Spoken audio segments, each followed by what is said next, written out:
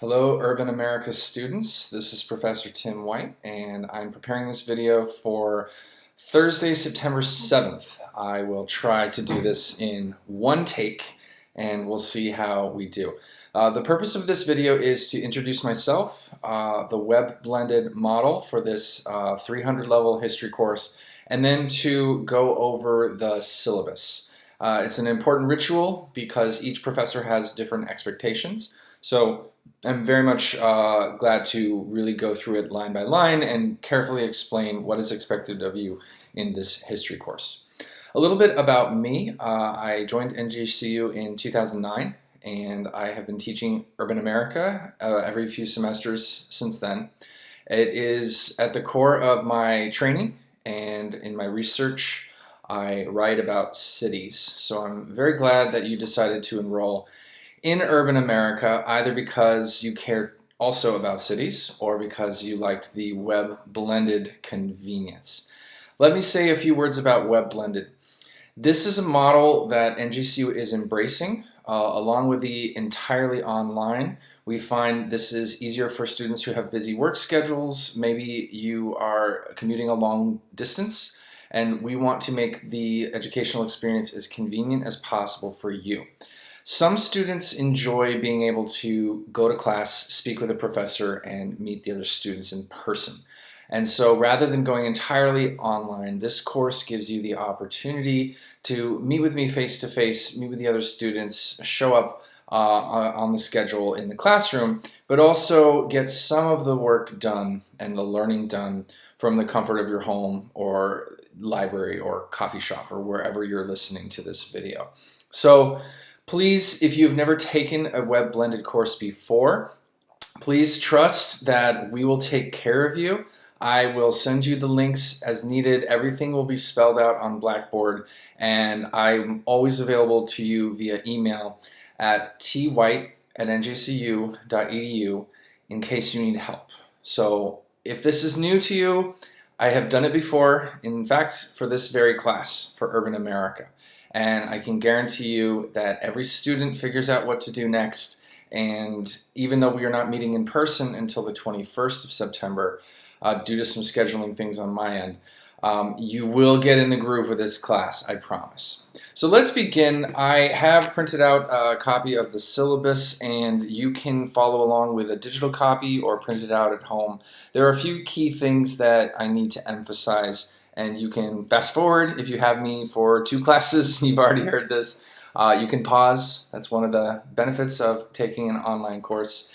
And I'd like to just emphasize my availability to you on this box here at the top of the syllabus. I, like most of you, have a smartphone, and I get my email on my smartphone. So if you need help, if you have questions, I will answer you. My goal is to answer you within 24 hours. If I miss an email or you haven't heard back from me, please follow up professionally. Just mention that you did send an email, you're hoping for a response. Let me know when I can, that sort of thing, and I will definitely get back to you. If you want to meet face-to-face, I'm available in the office hours. So I've got 2 hours on Wednesday afternoon, 1 to 3, and then 3 hours on Thursday afternoon, 1 to 4. You can also call me at my office in the number listed in the syllabus and get me on the phone during those hours. If you don't want to drive, if you don't want to take the light rail, if you just want to speak to me about your paper, about the course, please take advantage of my availability. In the course description, you're going to see very quickly that this course begins with Native Americans. Native Americans in the United States, or what would become the United States, are not particularly well known as urban people. They lived nomadic lives. Most of the tribes were quite nimble about moving around to harvest crops and hunt and fish in the spots they needed to visit.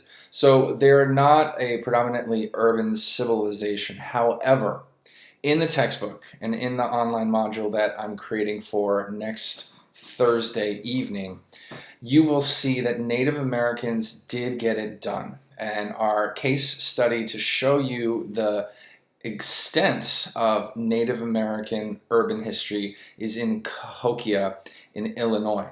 a location which had a wide trading network. There was a lot of regional and even national trade going across from sea to shining sea, and residing within the trading center of Cahokia, Illinois. There was also a large pyramid mound, which is currently covered over in grass, and you could actually go visit it, walk over the mound over your Thanksgiving break if you really wanted to.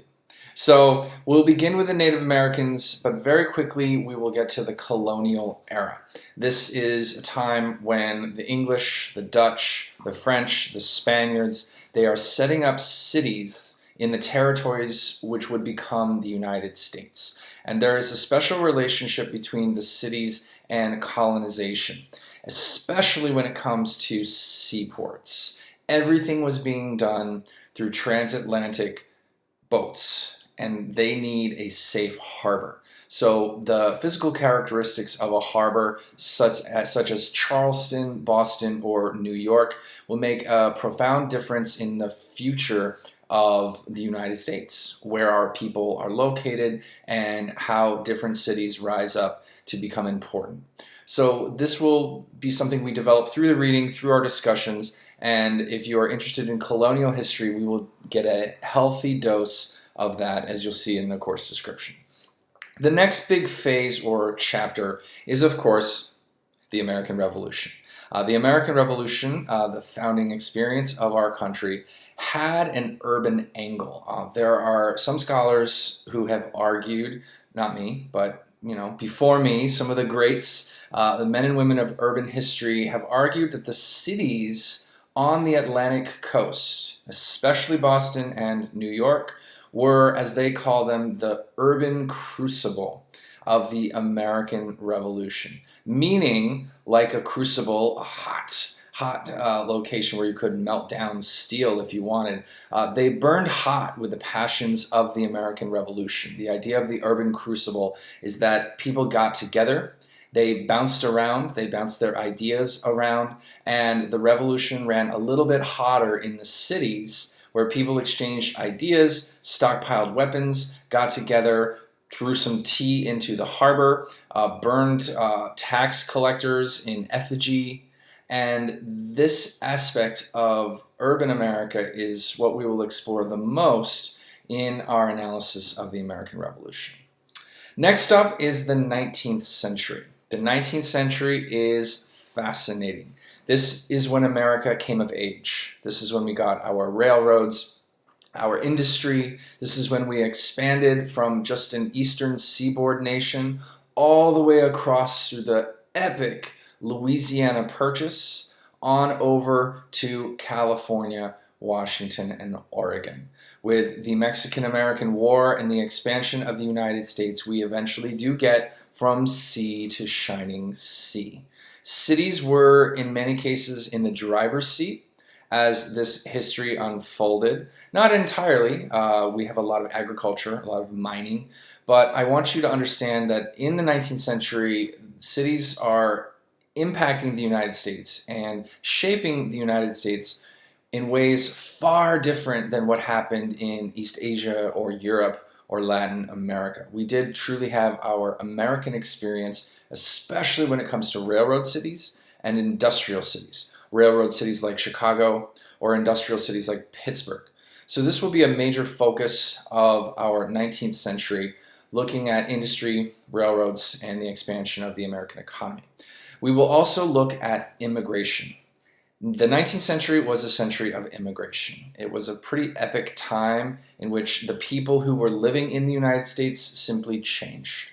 We have Old English, Dutch, and French heritage, but to that we add a massive, massive influx of Irish and German immigrants. In the 1840s through the 1860s, Irish and German immigrants are filling cities like Boston, but also cities like Chicago and even Denver and San Francisco. There are a lot of cities that benefit from population growth through the immigration out of Europe.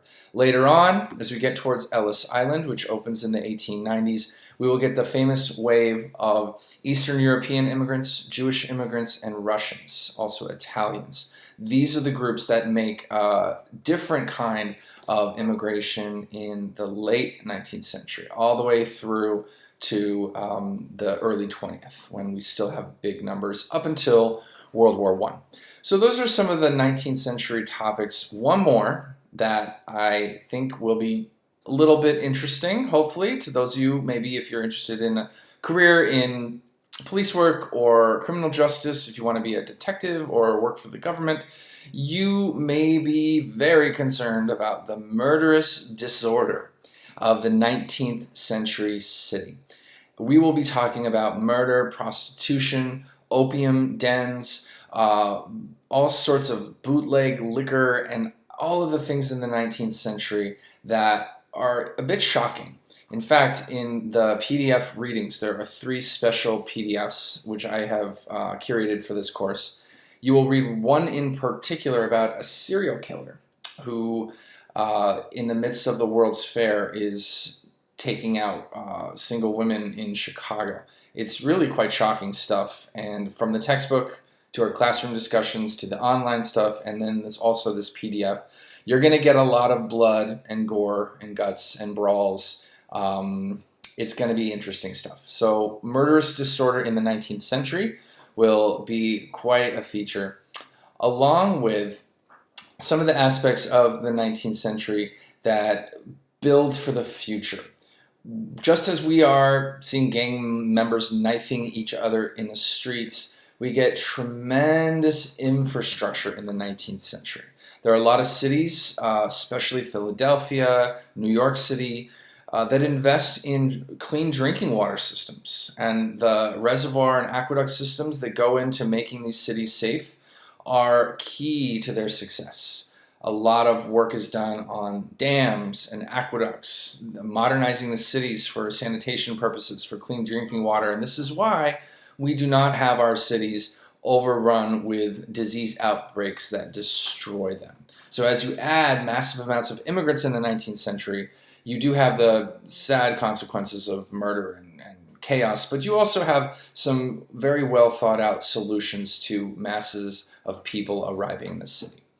So that's the 19th century, and now in the course description, you'll see more in the 20th about automobiles. Automobiles will absolutely revolutionize American cities, and we have all semester to do this, so I won't go on too long about the automobile in the city, but I will say that there was a type of city prior to the automobile that was built around perhaps a railroad hub. It was called the walking city, and you could pretty much get everything you needed from shopping to social life within a 20-minute walk. This is not on the menu in the age of the automobile. The automobile muscles in American cities far beyond the way it does in other cultures. We are enamored of the automobile. People in the early 20th century believe that the automobile is literally the wave of the future, and that we will all be better for getting in our cars. So we remake our cities, we demolish neighborhoods, we build highways, we build a massive federal highway system, and this has profound consequences on the way cities work, on which cities rise and fall, and the quality of life and experience of people who live in cities. This leads directly into something that we call the urban crisis. After World War II, we have spent so much money and time and cultural capital on our automobiles and our highways that the city centers become neglected. City centers suffer from population loss. They suffer from declining tax revenue. City services go down, then more people leave because the city kind of sucks. And the buses start to run a little slower, and the garbage pickup is less frequent, and then more people leave, and then fewer people pay taxes. And this snowball effect had dire consequences in places like the Bronx, in places like Boston, in Los Angeles, in Dallas. You have people in the inner city who are living in a rough environment, even as the suburbs are going great. A lot of people are investing in suburbs, moving out to the suburbs, And what I will say just very quickly about this age of the automobile, which I hope will really wake you up and get you engaged in urban America. There was a time right after World War II, I kid you not, seriously, you guys, when it was more affordable to have a mortgage in Long Island than to pay rent in Lower Manhattan for like a crappy apartment. So people are able to pay a mortgage on a single family house, like a cute little 3-bedroom house with a garage at Levittown, and that cost is less than a crowded 2-bedroom apartment in the Lower East Side. That is some major change to US cities. Last but not least, in the course description, you're going to be reading about forces of decentralization and what we call the edge city or sprawl. And these topics are about the suburbs kind of on steroids. The suburbs getting so dominant that we now have shopping malls, strip malls, and shopping centers and housing tracts spreading out as far as you can go, and there is no center any longer. There is no town center. People don't quite know where the center of town is. And as people live these lives and invest in these communities, the traffic problems simply multiply because everywhere you need to go from school to work to shopping requires a trip in the car. So this is kind of the last chapter of urban America where we come to the more recent present and we see the environment in which we live. Some of you are literally in this class, so you don't have to fight traffic every week, just every other week, more or less. So it will, I hope, ring true for you. I hope that it will connect to your lives. And I will now go on to the learning outcomes for Professor White's Urban America. These are very much what I hope you would expect to see. Many of you are training to be teachers, I think, and so you need to design your course with the learning outcomes in mind.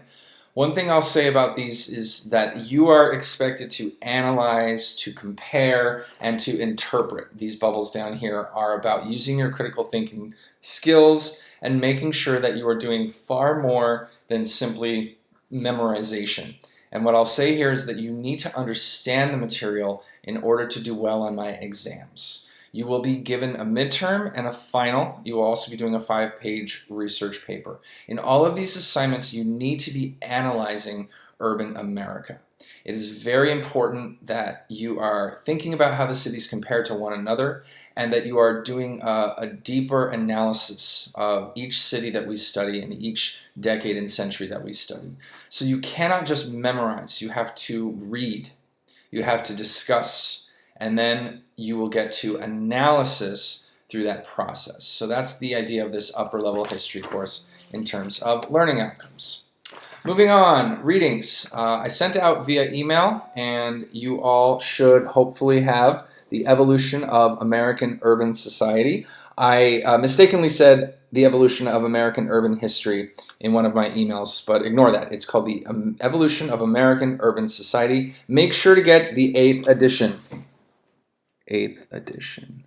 Make sure that is the paperback because it would be far too expensive. And then you can rest assured that the rest of the readings, the PDF readings, are quite brief. They are excerpts and they are free. So you only purchase the one at the bookstore and then you can get all of these on Blackboard for free. This will round out some of the voices, some of the perspectives, and help you to get a little taste of other readings from different decades, I guess. Now the grade breakdown. Participation will include our 2 discussions. It will include all of your attendance, all of your participation in the Blackboard discussions when you're posting things online, when you're confirming to me that you've seen the videos. Then we have the midterm, the paper, and the final. So it's broken up to spread out your efforts. You have room if you make a misstep to make up some of your grade elsewhere. And if you have any questions on my grading structure, please let me know. The schedule for this class is very important because there will be some days, such as today, when I literally will not be there. I'll be online, I'll be checking in, but I will not be in the classroom. You shouldn't be there either. If you must, you could go, I guess, and like sit in the classroom and turn on your laptop, but it's not necessary. You can do this from home. The idea is to make this convenient. So look very carefully at the schedule. There are 2 onlines. There is this one, and then there is the next one on the 14th. Then we have a regular off-on class and online rhythm, followed by double classroom meetings to accommodate the discussion in November. So it's a little bit different than what the registrar says, but I've been texting you, emailing you. Hopefully everybody got the memo on the schedule. On this side, you see in italics the readings that are due, and if you do these readings in order, you will always know what's going on in class. You will always know what I'm talking about when I post a question in the Blackboard discussion. So pace yourself so that the readings do not pile up and you're stuck with all of them prior to the midterm. The midterm happens in the classroom. It's a regular sit-down closed book midterm on the 19th of October. So you have until the 19th to get all this material ready. We also have an important in-class discussion on the 5th of October. You'll see all of this clearly marked out in the syllabus. The next big date is discussion 2 on the 16th, and then don't forget as well that I need to approve your paper topics.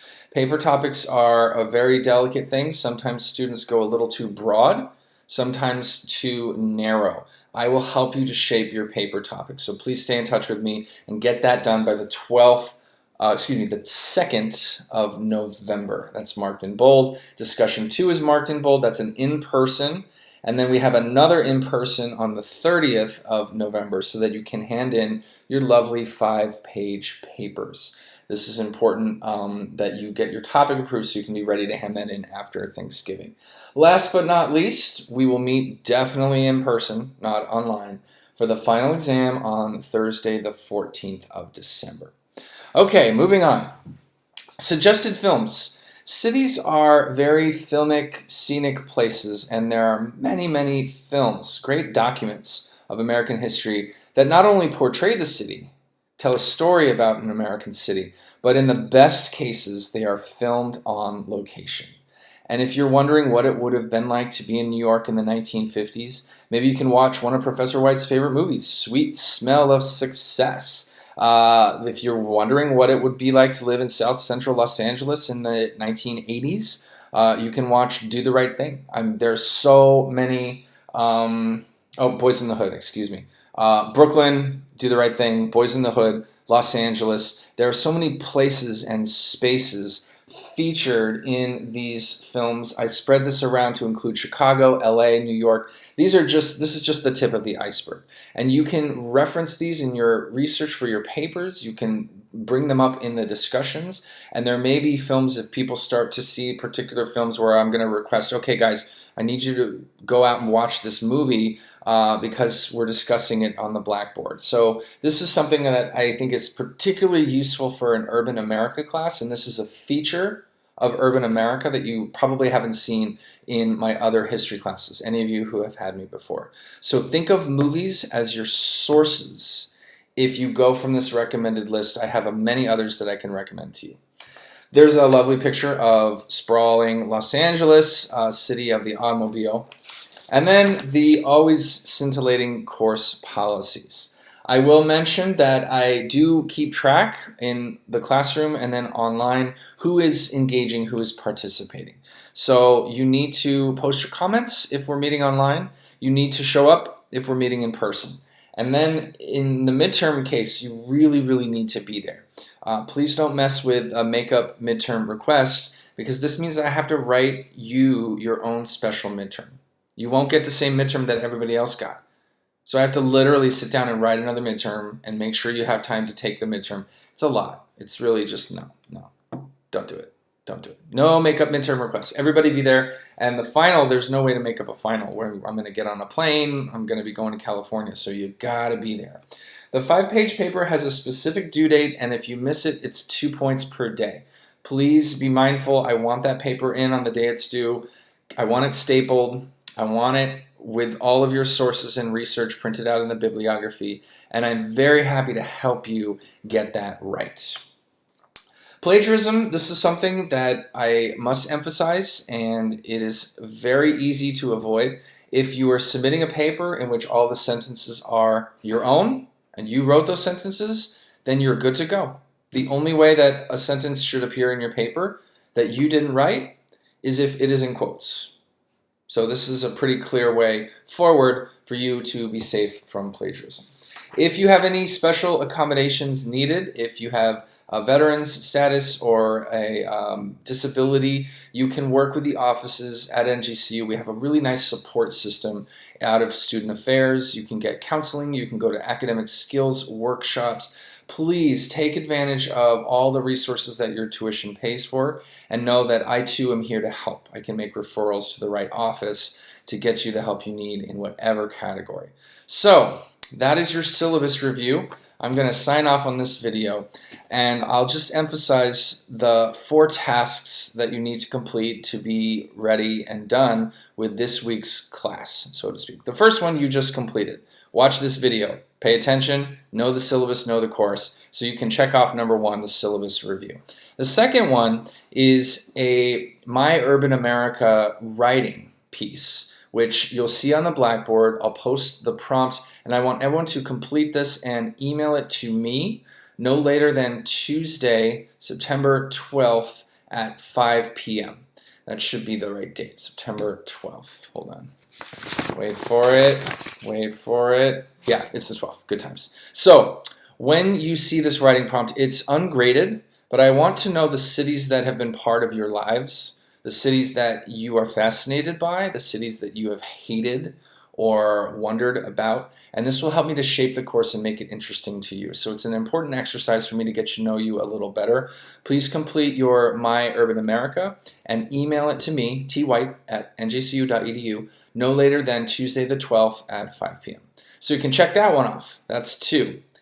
Number 3 is a key concepts video, which will be very similar to this, and I will go over some of the key ways that you should begin thinking about cities in the United States. Last but not least, the discussion.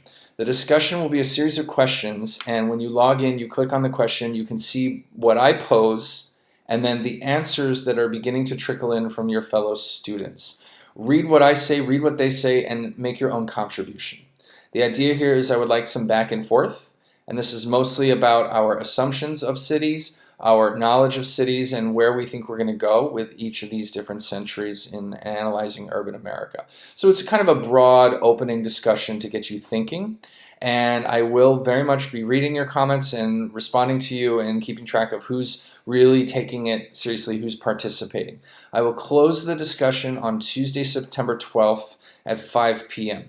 This gives me a little time to just process everything we did for the first week and get everything ready for the second week, which will begin next Thursday evening. So that is number 4. Just go in, read the questions, think about them, and post some comments. That will get you through the first class. It's an online module. It's spread out. You can do it on your own time, but you need to get everything done by next Tuesday at 5 p.m.